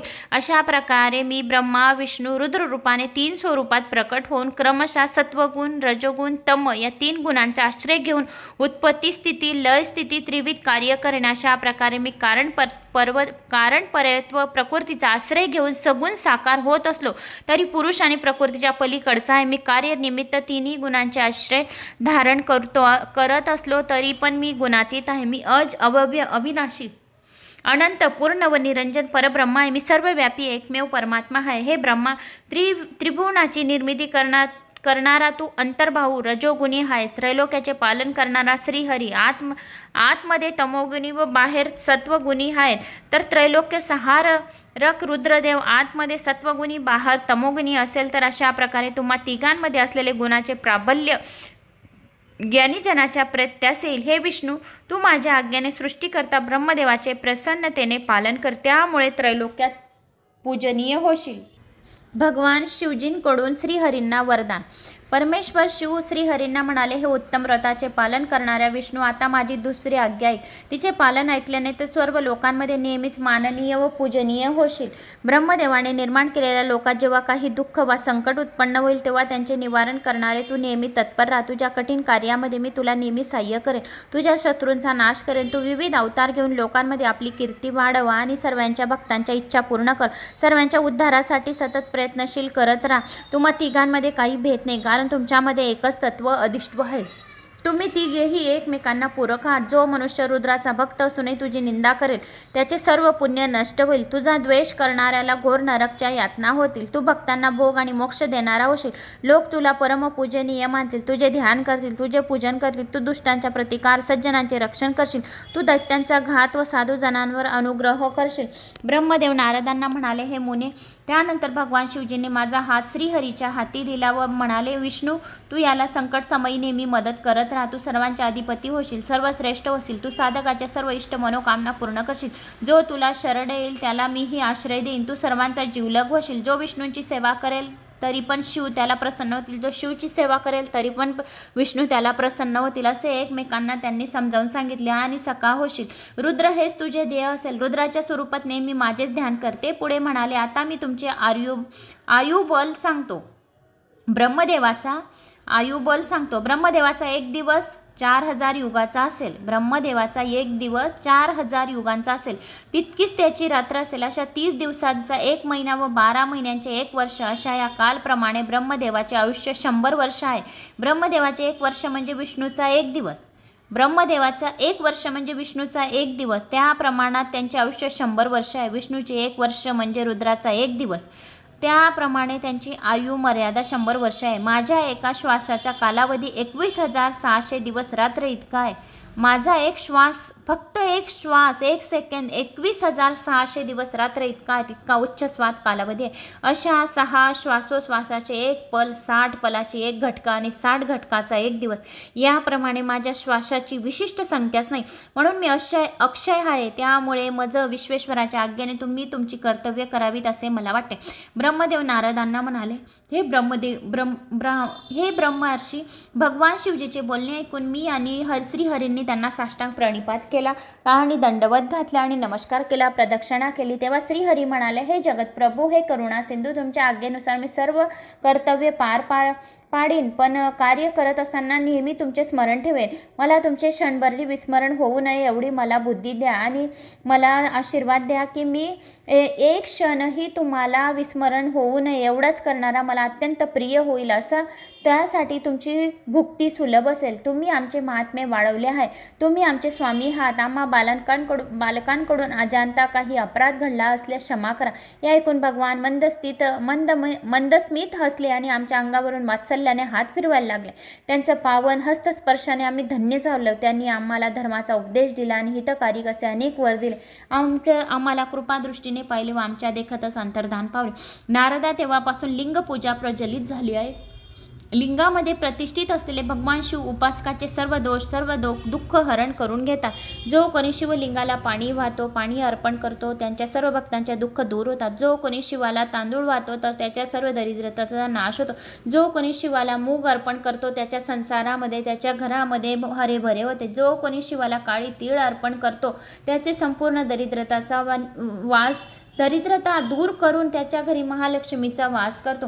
जो कोणी शिवलिंगाला मिरी अर्पण करतो त्याच्या शत्रूचा नाश होतो. जो कोणी शिवाला मल्हार देवताच्या नावाने हळद अर्पण करतो त्याचे सर्व इच्छा कामना पूर्ण करून धनधान्याची बरकती देतो. जो कोणी लिंगाजवळ अशोक सुंदरीजवळ हळद कुंकू वाहून तांदूळ वाहून उमादेवीचं, महेश्वराचं, जया विशेरा, शांभरीवाली, देवतली यांचे जर नावं घेतो तरी त्या भक्तांच्या सर्व इच्छा कामना मी पूर्ण करतो. जो कोणी शिवलिंगाला शहद वाहतो त्या भक्तांच्या मी सर्व इच्छा कामना पूर्ण करतो आणि त्याच्या आयुमध्ये दीर्घ आयुष्य करतो. जो कोणी शिवाला रसाचा अभिषेक करतो त्याच्याने महालक्ष्मी त्याच्यावर अतिशय प्रसन्न होईल. जो कोणी शिवाला धूप, दीप, अगरबत्ती, दिवा लावतो त्याचा वंशज वाढत राहतो असे स्वतः शिवाने या अध्यायात सांगितले आहे. तर असे हे शिवलिंगाचे महत्त्व आणि शिवलिंगाची विधी कशी आहे, शिवलिंगासमेत सत्कार्य कोणते करावे असे या अध्यायात सांगितले. आता शिवपूजनाचा विधी काय आहे. ऋषी म्हणाले, व्यास शिष्य सुजी तुम्हाला नमस्कार असो. आज तुम्ही आम्हाला भगवान शिवजीच्या अतिशय अद्भुत व परमपावन कथा ऐकवलीत. हे दयानिधी, आता ब्रह्मदेव आणि नारद यांच्या संवादाला अनुसरून शिवपूजनाचा विधीही सांगा. ब्राह्मण, क्षत्रिय, वैश्य आणि शूद्र असे सर्व वर्णीचे लोक शिवप्रभूची पूजा करतात. ते पूजन कशा प्रकारे करावे, शिवलिंगाचे पूजन कसे करावे, शिवपूजन विधी कसा करावा हे संपूर्ण माहिती द्या. याविषयी तुम्ही व्यासांकडून जे काही ऐकले असेल ते आम्हाला सांगण्याचा प्रयत्न करा आणि सांगण्याची कृपा करा. त्या महर्षीचे हे कल्याणपर श्रुतीसमंत बोलणे ऐकून सूतजीचे चित्त प्रसन्न झाले. ते म्हणाले, मुनीश्वरांनो, तुम्ही फार चांगली गोष्ट मला सांगितली आणि फार चांगली माहिती विचारली आहे. पूजनाने भगवान शिव संतुष्ट होतात आणि त्यांचे पूजन कसे करावे असे व्यासांनी सनत कुमारांना विचारले. त्यावेळी शिवपूजनाविषयी जे सांगितले ते व्यासांनी उपमन्यू ऐकले. व्यासांनी कल्याणार्थ तो विधी मला समजावून सांगितला. उपमन्यू तो श्रीकृष्णांना सांगितला. याविषयी ब्रह्मदेवांनी नारदांना सविस्तर सांगितले होते. तेच मी तुम्हाला कथन करणार आहे. ब्रह्मदेव म्हणाले, नारदा, मी तुला लिंगपूजनाचा विधी संक्षेपताने म्हणजे संपूर्ण माहिती संक्षेपाने सांगणार आहे. भगवान शंकराचे स्वरूप सनातन, सुखमय आणि निर्मळ देणारे आहे. आदीचे वर्णन सांगण्यात आलेले आहे. त्यांची भावभक्तीने पूजा केल्याने सर्व मनोरथ पूर्ण होतात. जो मनुष्य भगवान शिवजीचे पूजन करत नाही तोपर्यंत त्यांचे दुःख, दारिद्र्य, रोग, शत्रुजनित पीडा हे 4 प्रकारचे त्याचे क्लेश नाहीसे होत नाही. जो भगवान शिवजीचे पूजन करत नाही तोपर्यंत त्याचे या 4 प्रकारची पीडा नाहीशी नाही होणार. दारिद्र्य, दुःख, रोग, शत्रू आणि क्लेश हे 4 प्रकारचे त्याचे नाहीसे नाही होणार. ते तेथेच राहतील. शिवपूजनाने सर्व प्रकारचे दुःख नष्ट होऊन सर्व सुखे प्राप्त होतात. उपासकाला योग्य वेळी मोक्षही मिळतो. मनुष्याला संतती, संपत्ती, यश, कीर्ती, आयुष्य, आरोग्य सर्व गोष्टींची इच्छा असते. म्हणून ब्राह्मण आदी सर्व वर्णांच्या लोकांनी अभिष्टी प्राप्ती करून कार्यसिद्धीसाठी भगवान शिवजीच्या यथाविधी पूजा करावा. प्रांतकाळी ब्रह्ममुहूर्तावर लवकर उठावे, गुरूंचे ध्यान करावे, शिवजींचे पवित्र तीर्थाचे स्मरण करावे, 12 ज्योतिर्लिंगांचे नामस्मरण करावे. सौराष्ट्र सोमनाथंचं, शल्ये मल्लिकार्जुन, मोज्जेनियम महाकाल, ओंकार ममलेश्वरम, परल्यम वेदनाथंचं, डाकिनियम भीमशंकर, सेतबंदे रामेश्वरम, नागेश्वरम, दारुकाबने, वाराणसी विश्वेश्वरम, त्र्यंबकम गौतमी तटे, हिमालये तु केदारम, कृष्णेश्वर शिवालय, एतानि ज्योतिर्लिंगानि सायं प्राप्त पठेत नर, सप्तजन्म कृतं पाप स्मरण विनयेशति. 12 ज्योतिर्लिंगांचे पवित्र तीर्थांचे नाव श्रवण केल्याने 12 तीर्थांमध्ये स्नान केल्याचे पुण्यफळाची प्राप्ती होते. असे इथे सांगितले आहे. आणि भगवान विष्णूंनी त्यांचे ध्यान करावे. भगवान विष्णूंचे पण ध्यान करावे म्हणजे माता लक्ष्मी आपल्यावर लवकर प्रसन्न होईल. माझ्या अल्प इष्ट देवताचे ऋषीमुनींचे स्मरण चिंतन करावे म्हणजे त्यांच्या सर्व संकटांचा नाश होऊन त्यांना धन यश कीर्ती मान सन्मान आरोग्याची प्राप्ती होईल. आणि शिवनामाच्या स्तोत्राचा पाठ करावा. शय्येवरूनच उठावे. दक्षिण दिशेला जाऊन करावा आणि मलस्वर्ग एकांतातच करावा. ब्राह्मणाने गुदेच्या शुद्धीसाठी गुदास्थानाची 5 वेळा शुद्धी माती लावावी, ती धुवावी. याप्रमाणे क्षत्रियांनी 4 वेळा, वैश्यांनी 3 वेळा, शूद्रांनी 2 वेळा माती लावावी. लिंगालाच एकदाच माती लावावी व ते धुवावे. त्यानंतर डाव्या हाताला 10 वेळा आणि दोन्ही हातांना 7 वेळा माती लावून ते धुवावे. प्रत्येकाच्या पायाच्या तळव्यांना प्रत्येकी 3 वेळा माती लावून ते धुवावे. स्त्रियांनी यथाकर्म शुद्धीकरणाचा अवलंब करावा. मग दंतधावन करावे. ब्राह्मणांनी 12 अंगुळे लांबीची दातवनाची काडी घ्यावी, दंतधावन करावे आणि मनुस्मृतीत दिलेल्या कालदोषांचा विचार करून षष्ठी, नवमी, अमावस्या, व्रताच्या दिवशी, श्राद्धाच्या दिवशी, रविवार, सूर्यास्त समयी दंतधावन करू नये. ब्राह्मणांनी नवमी, अमावस्या जे मी तुम्हाला सांगितलं, रविवार या दिवशी दंतधावन करू नये. त्याऐवजी चुळा भरून मुखाची शुद्धता करावी. दंतधावन केल्यावर तीर्थावर म्हणजे जलाशयावर जाऊन विधीपूर्वक स्नान करावा, नाही तर पाण्यातच गंगाजल टाकून स्नान करावे. देशकालाला अनुसरून विशेष पर्वसमयी मंत्रोच्चारपूर्वक स्नान करावे. धूत वस्त्रे धारण करून एकांतात बसून विधीपूर्वक संध्या करावी. आणि अशा प्रकारे नित्यकर्म आटोपून स्वस्थ चित्ताने पूजागृहेत यावे. पूजन सामग्री हाताशी आणून ठेवावी. आसनावर बसावे. सर्वप्रथम गणपती, द्वारपाल व अष्टदीपकालाची पूजा करावी. पीठस्थानावर म्हणजेच उत्तम पाटावर किंवा चौरंगावर श्वेत वस्त्र आच्छादून त्यावर भगवान शिवजीची स्थापना करावी. त्याभोवती रांगोळीने किंवा फुलांनी 8 पाकळ्यांचे कमळ काढावे. 3 वेळा आचमन करावे. मग हात धुवून 3 प्राणायाम करावे. त्या समयी मध्यम प्राणायाम अर्थात कुंभक करताना त्रिनेत्रीधारी भगवान शिवजीच्या त्यांना 5 मुख्य आहेत, 10 हात आहे. त्यांची अंगकांती शुद्ध स्फटिका समान उज्ज्वल आहे. त्यांचे सर्वांग आभूषणाने शोभून दिसत आहे. त्यांनी व्याघ्र चर्म परिधान केले आहेत. अशा स्वरूपाचे ध्यान करावे आणि ओम नमः शिवाय या मंत्राचे ध्यान करावे. आणि माझे रूपही शिवजी प्रमाणेच झाले आहे असे मनोमन भावना करावी. अशा प्रकारे मनोमन स्वतः शिवस्वरूप होऊन त्या परमेश्वराची पूजा करावी. प्रथम देह शुद्ध करून मूल मंत्राने क्रमशः न्यास करावे किंवा प्रणवाने षडंग न्यास करावे. संकल्पाचा उच्चार करून पूजेला सुरुवात करावी. पाद्य अर्घ आचमनासाठी स्वतंत्र पात्रे तयार करून ठेवावी. 9 कलशांची विधीपूर्वक स्थापना करावी. दर्भांनी झाकून ठेवावी. त्याच्यानंतर दर्भाने जल प्रोक्षण करावे. सर्व पात्रांमध्ये शीतल जल भरावे. प्रणवांचा उच्चार करून त्यात पुढील द्रव्य टाकावे. पाद्य पात्रात वाळा आणि चंदन टाकावे. आचमन पात्रात टाकावा. नंतर जायफळ, कंकोळ, कापूर, वटवूळ, तमालपत्र यांचे एकत्रित चूर्ण टाकावे. वेलची, चंदनाचे चूर्ण सर्वस्व पात्रांमध्ये टाकावे. देवादिदेव महादेवाचे ध्यान करावे. नंदेश्वराची पूजा करावी. तंतनंतर शिवपूजनाचा विधिवत प्रारंभ करावा. भगवान शिव 8 पाकळ्यांच्या विस्तीर्ण कमळामध्ये बसणार आहेत म्हणून 8 पूर्व कमलदल तयार करावे आणि 8 बेलपत्र कमलदल बनवून शिवाला अर्पण करावे. जो कोणी 8 कमलदल बिल्वपत्र शिवाला अर्पण करतो त्याच्या सर्व अष्टसिद्धी नवनिधीचे सर्व दाता त्यांच्यावर प्रसन्न होतात. आणि मग नंतर नामक सिद्धी दक्षिण दल लघिमा आहे, पश्चिमी दल महिमा आहे, उत्तर दल प्राप्ती आहे, अग्निदल प्राकम्य आहे, नैऋत्यतील विश्वित आहे, वायव्य दल वशितत्व आहे, ईशान्य दल सर्वज्ञ तत्व आहे. अशी कल्पना करून अष्टसिद्धीरूपी पाकळ्या असलेल्या कमळाचा चंद्र व हा देठ असून त्याखाली अनुक्रमे सूर्य, अग्नी, धर्म यांची स्थाने, त्यांच्या खाली 4 दिशांना अव्यक्त अव्यक्त अहंकार यांचे विकार आहेत आणि सोमरूपी देठाच्या शेवटी सत्व रज तम हे 3 गुण आहेत. अशी कल्पना करून शिवाची पूजा करावी. संदोजात प्रमंद्य मंत्राने परमेश्वर शिवजीचे आव्हान करावे. ओम वामदेवाय नमः या मंत्राने त्यांना आसनावर बसावे. शिवजीचा पूजन करायच्या वेळेस असे पूजा करावी. शिवजीचा पूजन विधी. शिवजीच्या पूजेला आव्हान पहिलाच शब्द काय आहे? ओम वामदेवाय नमः या मंत्राने त्यांना आसनावर बसावे. ओम तत्पुरुषाय विद्महे रुद्र गायत्री मंत्राने सानिध्य प्राप्त करावे. अगोरभस्त या मंत्राने तेथे निरोध करावा. ईशान्य सर्व विद्यमान या मंत्राने आराध्य देवताचे पूजन करावे. पाद्य वाचमनियन अर्पण करून घ्यावे. देवाला गंध चंदन मिश्रित जलाने स्नान घालावे. पंचगव्याने स्नान घालावे. त्यानंतर शुद्धोकाने स्नान घालावे. पंचामृताने दूध, दही, मध, उसाचा रस किंवा साखर आणि गाईचे साजूक तूप याच 5 पदार्थांनी पृथक करून एकत्रित करून मिश्रण करून शिवाला अभिषेक स्नान घालावे. जो कोणी या वस्तूंच्या दुधामध्ये दूध, दही, मध, उसाचा रस, साखर, नाही तर गूळ, गाईचे साजूक तूप या पदार्थांनी जो कोणी स्नान घालतो त्या भक्तांच्या सर्व इच्छा लवकरात लवकर पूर्ण करतात. जो कोणी पानाचा विडा शिवलिंगाला अर्पण करतो तो चारी पुरुषार्थ लाभतात.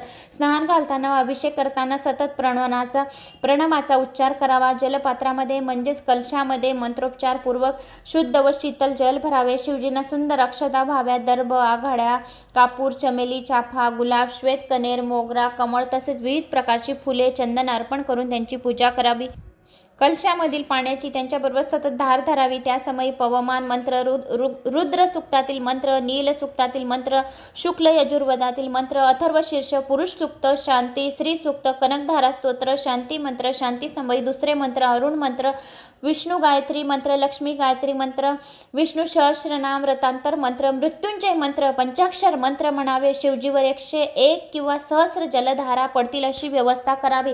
जो कोणी शिवजीवर एक तांब्याभर पाणी आणि ओम नमः शिवाय, ओम नमः शिवाय असे 108 वेळा जर पाणी टाकतो त्या भक्तांच्या सर्व इच्छा कामना पूर्ण होतात. जो कोणी शिवजीवर 108 सहस्रधारा 1008 वेळा सहस्रधारा ज्या राहतात जलधारा पडतील अशी व्यवस्था जर केली, या आपणच स्वतः आपल्याजवळ कळसा आहे, तांबे आहे, त्याच्याने जर शिवजीला आपण 1000 वेळा ओम नमः शिवाय, ओम नमः शिवाय असं जल अर्पण जर करत गेलं तर आपले जे काही मनात इच्छिलेले फळ आहे ते लवकरात लवकर पूर्ण होईल असे म्हटलेले आहे. त्यानंतर जे स्फटिक मण्या समान निर्मळ आहे, निष्कल आहे, अविनाशी आहे, सर्व लोकांचे कारण, सर्व लोकमय, परमदेव ब्रह्मा विष्णू रुद्र आदी देवताच्या दृष्टीत पडत नाही. वेद विद्वानांनी वेदांतामध्ये ज्यांचा मन आणि वाणीचा पलीकडचे असे म्हटले आहे, जे आदी आणि अंतरहित आहे, जे सर्व प्रकारच्या रोगांसाठी औषध रूप आहेत, त्यांना शिवतत्व असे संबोधले जाते. जे शिवलिंग रूपाने प्रतिष्ठित आहेत त्यांना परमेश्वर महादेवाची प्रणव मंत्राचा उच्चार करत पूजा करावी. लिंग रूपातील भावनांना गंध, चंदन, पुष्प, धूप, दीप, नैवेद्य, तांबूल आदी उपचार करून यथाविधी पूजन करावी, आरती करावी आणि शिवस्तोत्राचा पाठ करावा. याशिवाय शिवलीला अमृताच्या 11वा अध्याय प्रदोषवरची कथा ऐकावी. त्यांच्या नाम मंत्राचा ओम नमः शिवाय या मंत्राचा जप करावा. अर्घ्य अर्पण करावा. त्यांच्या चरणी फुले समर्पित करावी. पूजादी सत्कर्मे सत्कर्मे करावी असे सांगितले आहे. म्हणजे आपले सर्व जे कार्य मनोरथ आहे ते सफल होतात अशी प्रार्थना करून त्यांना प्रसन्नतेने फुले व्हावी. स्वस्ती वाचन करावे. कल्याणकारी प्रार्थना करावी. शिवजींना मार्जन करावे. नमस्कार करावा आणि नमस्कार करून त्यांना दंडवत प्रणाम करावा आणि क्षमा प्रार्थना करावी. त्यानंतर पुन्हा आगमन व्हावे म्हणून त्यांचे विसर्जन पण करावे.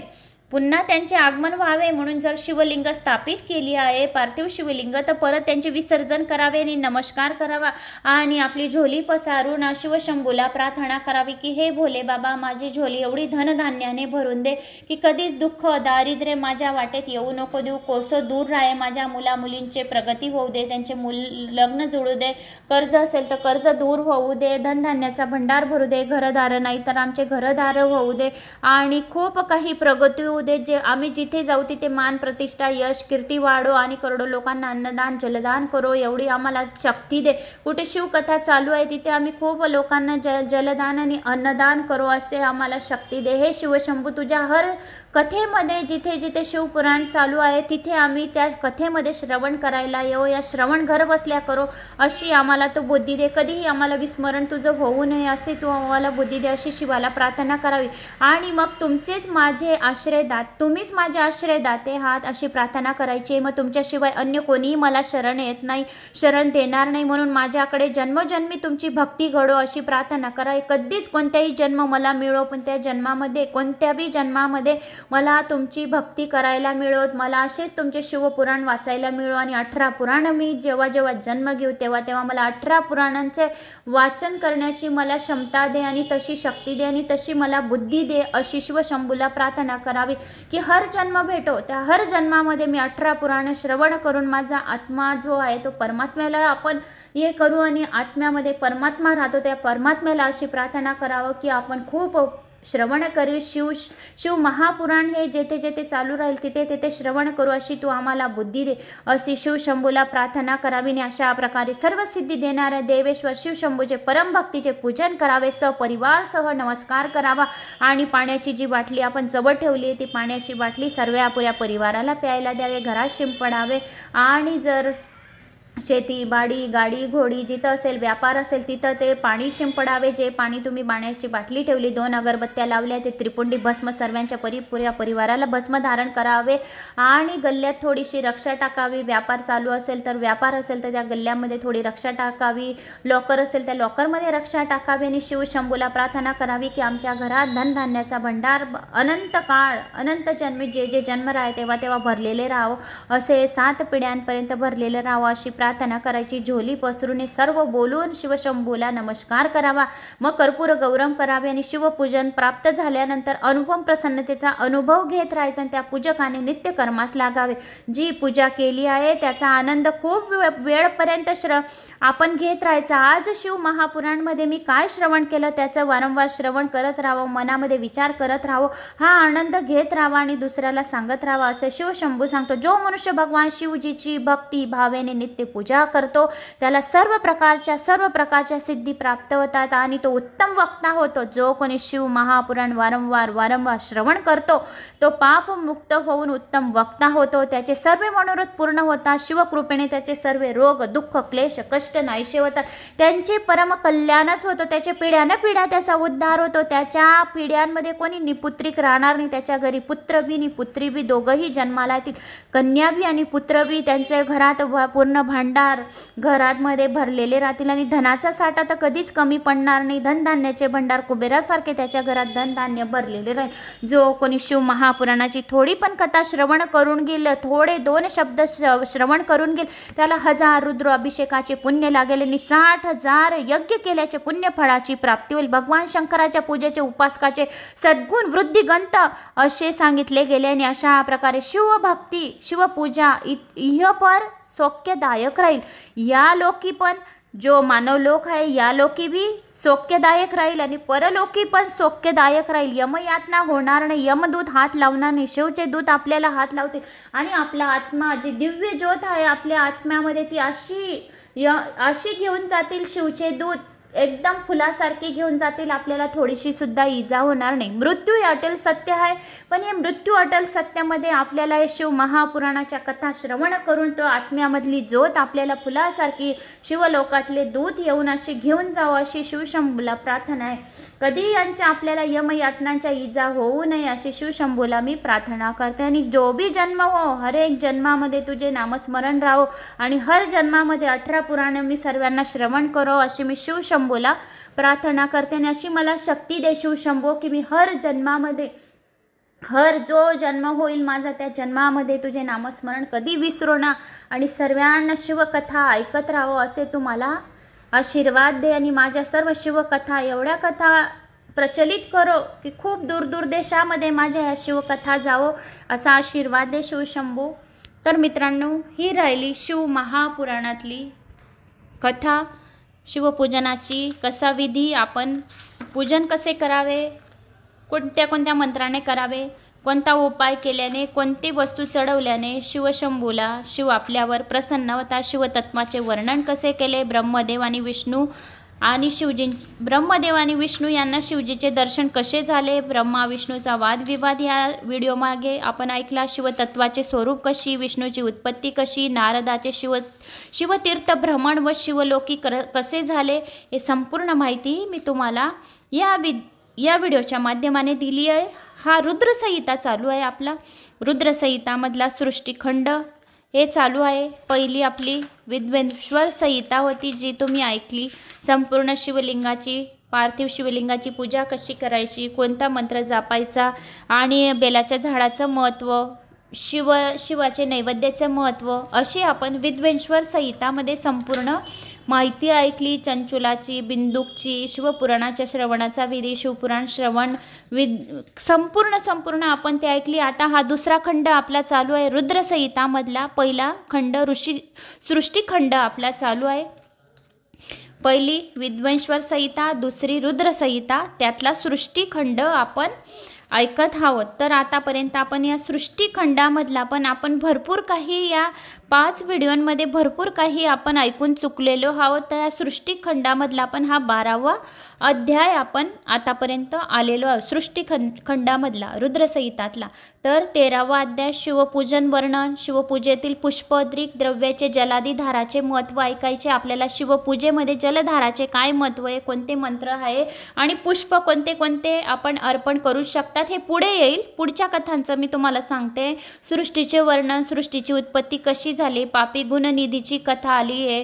गुणनिधीला कुबेराचे पद कसे प्राप्त झाले, कुबेराला शिवजीकडून वरदान का प्राप्त झाले, कुबेराला धनाचे अधिपती का बनवले शिवजीने, भगवान शिवजी कैलास गमनवर का गेले, हे संपूर्ण आपण या रुद्रसंहितामध्ये आपण ऐकणार आहोत.